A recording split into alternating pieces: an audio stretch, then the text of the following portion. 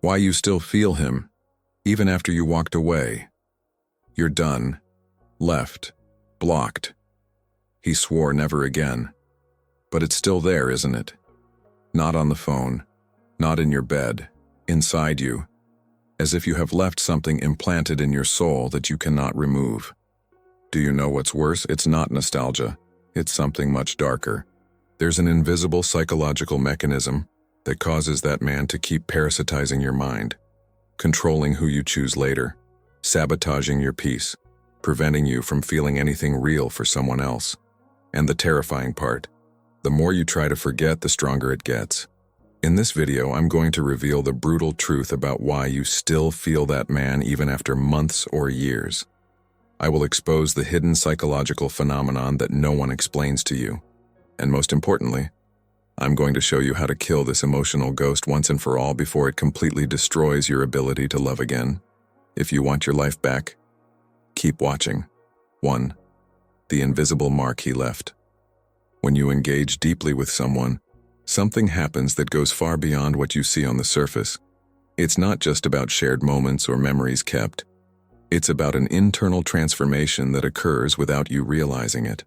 Every intense conversation, every moment of vulnerability, every time you opened your inner world to that man, you were allowing him to enter layers of your psyche that are normally protected and inaccessible.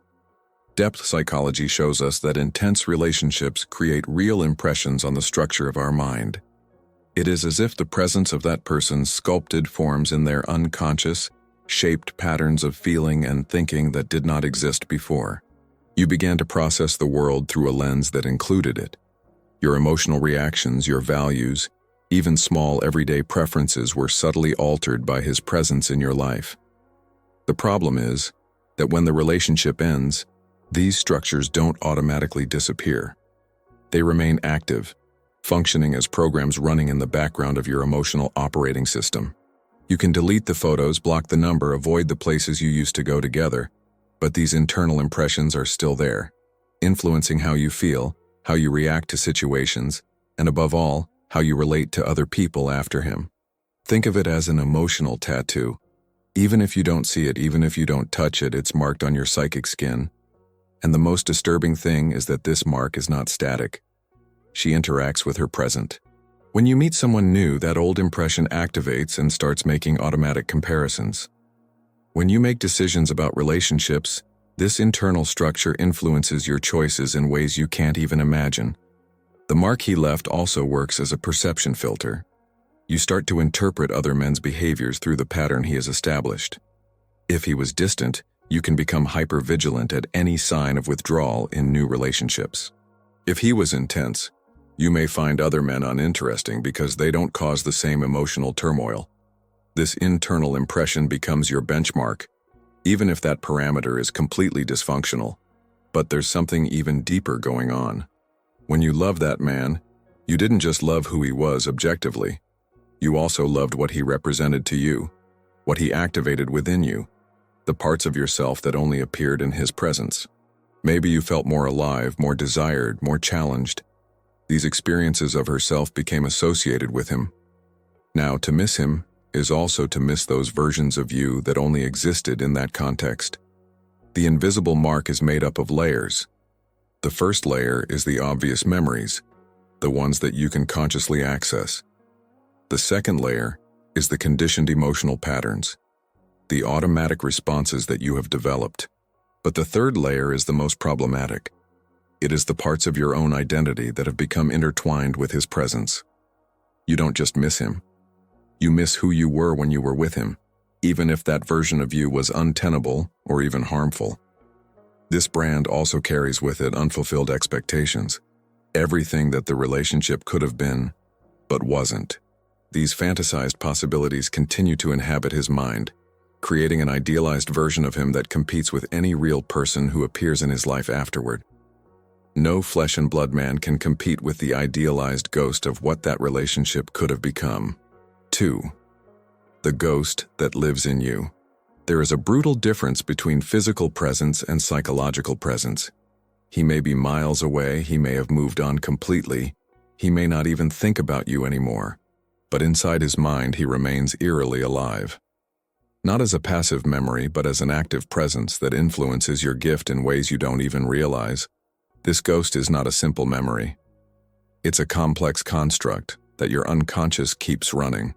He has his own voice in your inner thoughts. You imagine what he would think about your choices, how he would react to your attitudes, what he would say about the directions his life has taken. Even unintentionally, you maintain an internal dialogue with this internal version of him that may be completely different from who he really was. The most disturbing thing about this ghost is that it evolves independently of the real person. While the real man is living his life, changing, transforming, the ghost you carry remains frozen in certain characteristics, or worse, transforms according to your projections and emotional needs. You may be in love with a version of him that never truly existed, a construct of your own psyche that has little to do with reality. This phenomenon happens because intense relationships create what we can call internal images. You didn't just meet a man, you internalized an image of him that now functions autonomously within you. This image has its own power. It can comfort you in moments of loneliness, but it can also torment you, make you question your choices, prevent you from truly opening up to other people. The ghost feeds on gaps. Everything that was left unsaid, unresolved, ununderstood, becomes fuel to keep him alive. Unfinished conversations echo endlessly in your mind. You create and recreate scenarios of reunion, explanations, reconciliations. His mind cannot accept the incompleteness of the story and keeps trying to write alternate endings, thus keeping his presence constantly active. There is also a complex emotional dimension to this ghost. He carries not only the positive feelings you had for him, but also all the ambivalence, the unexpressed anger, the unprocessed hurts, the frustrated expectations. This toxic mix of love, resentment, desire, and disappointment creates an intense emotional charge that keeps his presence alive in your psyche. You can't just forget, because there's too much emotional energy invested in that inner image. But this protection comes at a very high price. You become an inhabitant of two worlds, the real world where he is no longer there, and the inner world where he is still present. This division depletes your psychic energy, keeps you trapped between past and present, prevents you from being completely available for what life is offering right now. You become a divided person, with part of you still living a story that is already over. The ghost also distorts your perception of the present. When you look at new relationships, at new possibilities, you look through that inner presence. It's like having a permanent filter that changes the colors of everything you see. Other men look dull because you compare them to an idealized, ghostly version. New experiences feel hollow because you measure them against memories that your own unconscious has embellished and intensified. Protect your heart. Understand the pattern. Break the illusion inside the Jung Method. Link pinned in the first comment. Let's continue. 3. Why does your mind still search for you? Your brain has been programmed to look for patterns and complete cycles. When a relationship ends abruptly or without clear resolution, your psychological system goes into constant search mode. It is an automatic mechanism, completely out of your conscious control. Your mind keeps trying to process, to understand, to make sense of what has been interrupted. This process does not respect your will to move forward. It happens in the deepest layers of your consciousness. There is a real neurological phenomenon behind it. When you were in the relationship, your brain developed specific neural circuits associated with it. Every interaction, every moment of pleasure, every intense emotional experience strengthened these connections. Your nervous system has literally reorganized itself around that person.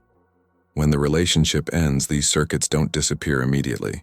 They remain active, firing randomly, making your mind seek out what previously activated these neural pathways. The search also happens because your unconscious hates open questions.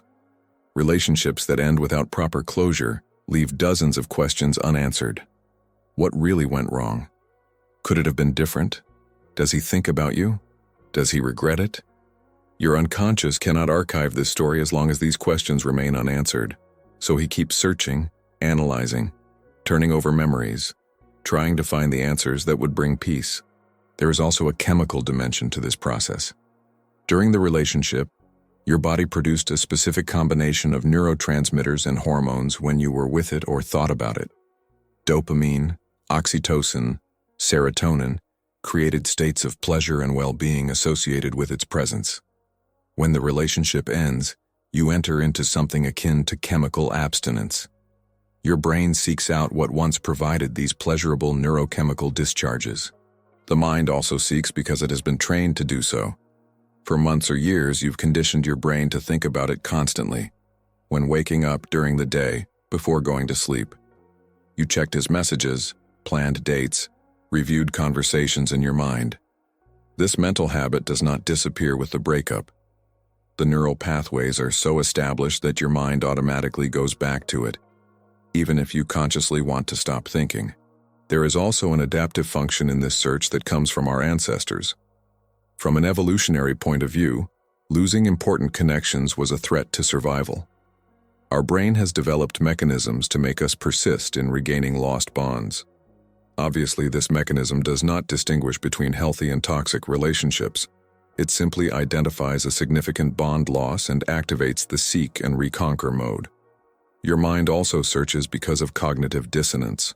You invested time, emotional energy, hopes, dreams in that relationship. Accepting that all that is over creates a huge internal conflict. To reduce this conflict, your mind keeps looking for evidence that there is still something there, that it may not have ended definitively, that there is a possibility of return. This temporarily eases the pain of accepting the total loss. Ultimately, the search persists because you may be confusing familiarity with true love. Your brain recognizes the patterns associated with it and interprets this familiarity as deep meaning. But familiarity is just recognition of known patterns, not necessarily an indication that something was good or right for you. Your mind seeks the known, even when the known was harmful. 4. The pain that feels like love. There is a dangerous confusion that happens in your psyche after the end of an intense relationship. The pain you feel, the longing that tightens your chest, the emptiness that seems unbearable, all this can easily be mistaken for deep love, but it is not always. Often, what you're feeling isn't love for the person he was, but pain from old wounds that were reactivated during the relationship. Relationships have the power to touch our deepest wounds. When you opened up to him, you didn't just share happy moments. You exposed vulnerabilities, fears, insecurities that you may not have even known existed. The relationship touched on old pains, on unmet needs from your childhood, on patterns that you have always carried. And when he finished, all those wounds were reactivated with full force. The pain of abandonment can be felt as evidence of deep love. You think that if it hurts so much, it's because what you had was special, meaningful, true. But the intensity of the pain does not always reflect the quality of love. Sometimes it reflects the size of your internal wounds that have been touched. You may be feeling the pain of all the times you felt rejected in your life, not just the pain of losing that specific man. There is also a psychological trap called trauma bonding. When a relationship has intense ups and downs, moments of deep connection alternating with moments of distance or conflict, it creates an extremely powerful emotional bond. But this connection is not healthy love.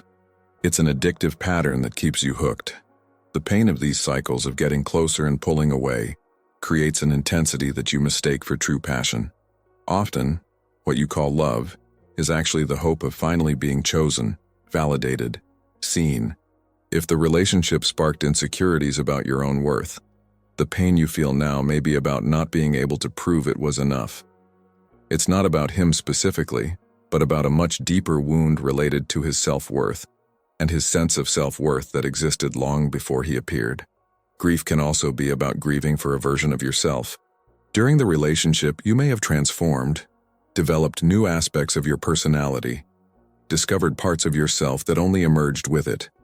When you finished, you lost not only him, but also access to these versions of you. The pain is due to the mourning of this identity, not necessarily love for the person. There are cases where the pain is intensified by a sense of injustice. You gave so much, invested so much, sacrificed so much, and in the end, it didn't work out. The pain you feel is also the anger and frustration of feeling that it was unfair, that you deserved a different outcome. This pain for injustice, for unrewarded effort, mixes with feelings for him and creates an emotional confusion that feels like deep love but has much more complex components. Another crucial aspect is that pain may be working as a defense against other deeper pains.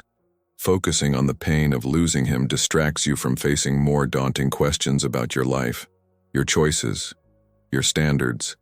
It's easier to grieve for a lost love than to look at the existential emptiness that may lie beneath, or the self-destructive patterns you repeat, or the deep loneliness that existed even when you were together. Society has also taught us that romantic pain is noble, beautiful, a sign of emotional depth. You may be unconsciously clinging to this pain because it makes you feel that you love deeply, that you are capable of intense feelings, that you are a person of great emotions. Pain becomes part of your identity, a way to feel special, to give meaning to your experience. 5. The addiction you don't see. Intense relationships create emotional dependencies that work in a way that is eerily similar to chemical addictions. When you were with him, your brain released cocktails of chemicals that created states of euphoria, pleasure, excitement. Over time, you have become dependent on these neurochemical discharges. Your nervous system has adapted to these levels of stimulation, and now in the absence of it, you experience something equivalent to withdrawal syndrome. Emotional addiction has specific characteristics. You think about it compulsively, even when you don't want to. You feel cravings for contact, for knowing how he is, for a message, for any crumb of attention. You fantasize about reunion scenarios that give you temporary relief, but soon after the desire comes back even stronger. You may even rationally recognize that it's not good for you, but compulsion is stronger than reason. The intermittency of the relationship, if there were moments of coming and going, intensifies this addiction. Unpredictable rewards are the most addictive. When you don't know when you're going to receive attention, affection, or validation, every moment you receive becomes extraordinarily powerful. Your brain is in a constant state of alert, waiting for the next dose. This creates a reinforcement pattern that is extremely difficult to break. Addiction also has identity components. You may have built much of your sense of who you are around that relationship. His routines, his plans, his conversations with friends, everything revolved around him. To give up this now is not just to lose a person, it is to lose an entire structure that gave meaning and organization to your life. Addiction is also due to this structure, to have a focus, a narrative, a purpose, even if dysfunctional. There is a vicious cycle that feeds itself. You think about him, it generates intense emotions. These emotions create more thoughts about him, which generate more emotions, and so on. Each time you allow your mind to come back to it, you're reinforcing the neural circuits of that addiction. It's literally training your brain to keep seeking, thinking, desiring. There is also the dimension of emptiness that addiction temporarily fills. Perhaps there was an existential emptiness, a lack of purpose, a deep loneliness before it appeared. The relationship has filled that void so completely that now, without it, you don't know how to deal with that space. Addiction distracts you from having to face and solve this void in healthier and more sustainable ways. The most insidious aspect of this addiction is that it masquerades as love. Our culture romanticizes obsession, dependence, the inability to live without the other. Music, movies, books celebrate this type of intense and destructive connection as if it were the pinnacle of true love. So you don't recognize your addiction as a problem, but as proof of emotional depth. Like any addiction, this one also has relapses. You may be fine for days or weeks, and suddenly something triggers the intense desire for contact. A song, a place, a specific date, a moment of vulnerability. The momentum comes back in full force, and you find yourself considering breaking the contactless, stalking social networks, looking for news of him through mutual acquaintances. Each relapse strengthens the addictive pattern. 6. When you feel it, it becomes a habit. Your emotional system works through learned patterns. During the time you spent thinking about him, feeling for him, you weren't just experiencing spontaneous emotions. You were training your brain to respond in a certain way. With enough repetition, any feeling becomes an automatic habit. And emotional habits are extremely difficult to identify because they seem natural, authentic, inevitable. Think about how many times a day you allowed your mind to wander to him. When you wake up, in the shower, in traffic, before going to sleep. Each time you did this, you reinforced a specific neural pathway. Now that path is so established that your brain automatically goes along it without you having to consciously decide. It's like driving home on autopilot. You don't even realize you're doing it until you're already there. The habit of feeling for him may also be serving specific functions in your life. Maybe it fills empty time. Maybe it gives you something to think about when you should be thinking about more uncomfortable questions about your life. Perhaps it's a way of feeling emotionally alive when other areas of life seem numb or meaningless. The habit persists because it is fulfilling some function, even if harmful. Emotional habits also create a comfort zone, as paradoxical as it may seem. You already know this pain. You already know how to deal with it. You have already developed survival strategies for this specific suffering. To change, to let go, means to enter uncharted emotional territory. It means not knowing what will fill this space he occupied. Our brain prefers known suffering to the potentially greater unknown. The habit of feeling also manifests itself in specific triggers. Certain songs automatically trigger nostalgia. Certain times of the day bring his presence. Some situations make you automatically think about what he would say or do. These triggers create conditioned responses. You're not choosing to feel. You have been conditioned to feel that way in these circumstances. There is also a habit of reliving specific memories. You probably have a set of memories that you constantly revisit. The same moments, the same conversations, the same episodes. Each time you relive those memories, you reinforce them and make them even more accessible. Your brain has created shortcuts to these specific memories. They have become her official memory of the relationship, eclipsing perhaps many other moments that don't fit into this narrative. The custom also involves patterns of self-pity or self-sabotage. You may have developed the habit of putting yourself in the role of the victim of this story, of the sufferer of a great lost love. That narrative may seem like your identity now. To abandon it would be to lose a sense of who you are, even if it is a pain-based identity. There are also associated physical habits. Your body has learned to respond in certain ways when you think about it. The tightness in the chest, the lump in the throat, the feeling of emptiness in the stomach. These physical responses have become automatic and reinforce the emotional experience. It is a cycle where thought triggers emotion, that triggers physical sensation, that reinforces thought.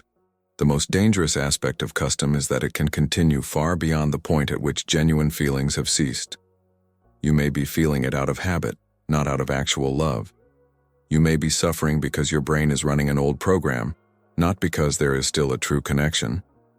Distinguishing between genuine feeling and emotional habit requires a brutal honesty with oneself that most people avoid. Finally, the habit of feeling feeds on resistance to accepting that it is over. As long as you continue to feel, you can postpone the final acceptance of the loss. Custom keeps you in a state of limbo where the relationship is not completely alive, but it is not completely dead either. And this limbo, although painful, may seem more bearable than the definitive death of all possibilities. 7. Why you dream about him. Dreams are the language of the unconscious. When it appears in your dreams, it's not necessarily because you still love it or because there is some mystical connection. It is because your unconscious is processing unresolved emotional content. Dreams are the laboratory where your psyche tries to integrate experiences, resolve internal conflicts, and make sense of everything that has happened. In dreams, he can represent much more than himself. It may symbolize parts of you that you associate with it. It may represent qualities that you project onto him but that are actually yours. It can be a symbol of one's own love, of the relationship, of loss, of desire, of disappointment. The unconscious works with symbols and metaphors. His presence in the dream may be communicating something completely different from the obvious. Recurring dreams about it usually indicate that there is unprocessed psychic material.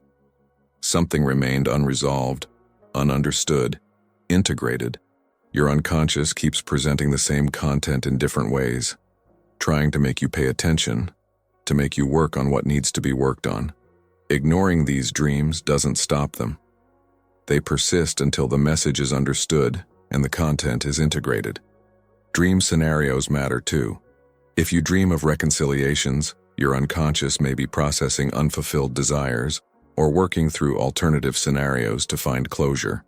If you dream of conflict, you may be allowing suppressed angers and resentments to emerge in a safe environment. If you dream that he is happy without you, you may be processing fears of abandonment or of not being enough. There is also the phenomenon of dreaming about it when you are progressing in healing. It sounds contradictory, but sometimes dreams flare up just when you're starting to break free. It is as if the unconscious, realizing that it is losing connection, intensifies its attempts to keep it alive. These dreams can be particularly disturbing because you thought you were already getting over it. Dreams about ex-partners can also be related to general patterns that you need to examine. It may represent a relationship pattern that you repeat. The unconscious uses its image to show dynamics that you tend to reproduce. It's not about that specific man, but about the kind of relational dynamics he exemplifies and that you need to recognize in order to change. There are dreams that bring information that the consciousness does not want to face. Maybe negative aspects of the relationship that you romanticize during the day, perhaps truths about your incompatibility that you consciously avoid admitting. The unconscious, free from the defenses you keep awake, can present more honest and less filtered perspectives on what really happened. Dreams can also be the space where you rehearse goodbyes, where you practice letting go, where you test what it would be like to live without that presence, where you explore new possibilities without it. The unconscious uses dreams to prepare you for changes that consciousness still resists making. It creates safe scenarios where you can experience complete separation before you are ready to live it in reality. The emotional intensity of dreams about it usually reflects the amount of psychic energy still invested in that content. The more intense the dream, the more inner work there is still to do. Dreams that are emotionally neutral or where it appears peripherally suggest that you are making progress in integrating that experience. It is becoming just another memory, no longer an active emotional complex. 8. How to truly free yourself. Real liberation doesn't happen by denying what you feel or pretending it doesn't hurt. It happens by going through the pain consciously and completely, allowing it to transform you instead of destroying you. The first step is to stop resisting what you're feeling. Resistance creates persistence. The more you fight feelings, the more power you give them. Accepting that you still feel, that it still hurts, that the process is slow, is paradoxically the beginning of liberation. You need to understand that freeing yourself means freeing yourself from the inner version of him, not from the real person who may not even think about you anymore. The work is internal. It's about undoing the psychological structures you've built around him. It's about withdrawing the emotional energy that you keep investing in that inner image. It's about stopping feeding the ghost that lives in you. A crucial step is to create real physical and digital distance. Not just block it, but remove all the reminders, all the connections, all the wires that still connect you. Every photo you keep, every gift you keep, every connection through common people are energetic threads that keep you hooked. Cutting these strands sounds brutal, but it's necessary. You can't heal a wound that you keep poking. You also need to confront the narratives you hold about the relationship. Question the story you tell yourself. Was it as perfect as you remember? Was he as special as his memory suggests? Were you really that compatible? Confronting idealization does not mean diminishing what has been experienced, but seeing it more clearly, which allows you to process and integrate it in a healthier way. Liberation requires you to reclaim the parts of yourself that have become entwined with it. Who were you before him? What aspects of you only existed in his presence? Can you develop these aspects independently? The job is to become whole by yourself, to no longer need it to access parts of you. This requires active self-discovery, not just passively waiting for time to heal. You also need to reframe the experience. What did that relationship teach you about yourself? What patterns were evident? What wounds have been exposed that you can now work with? Transforming the experience from something that happened to you to something you learned through it completely changes your relationship with that memory. You stop being a victim and become an apprentice. It is essential to develop new neural patterns. This means consciously redirecting your attention when your mind automatically returns to it, not in a repressive way, but in a gentle and persistent way. Each time you redirect, you're creating new paths, weakening the old ones. With time and repetition, the brain adapts. What was once automatic is no longer automatic. Liberation also involves reconnecting with your body. Traumas and losses are stored in the body, not just in the mind. Practices that involve conscious movement, breathing, physical presence, help to release these emotional charges that have been trapped. Your body holds memories of him that your conscious mind doesn't even access. Working the body is essential for complete liberation. You need to build a life that is truly yours, not a life in reaction to it or defined by its absence. New projects, new interests, new genuine connections. Fill your life with real content, not just distractions. When you have a rich and meaningful life, its ghostly presence naturally loses space and relevance. Finally, real liberation happens when you stop waiting for the pain to go away completely and move on. You learn to carry what is left of pain while living fully. You accept that maybe there is always a small mark, a scar, a memory, but that doesn't define you anymore. You become bigger than that pain. And that's where you're truly free.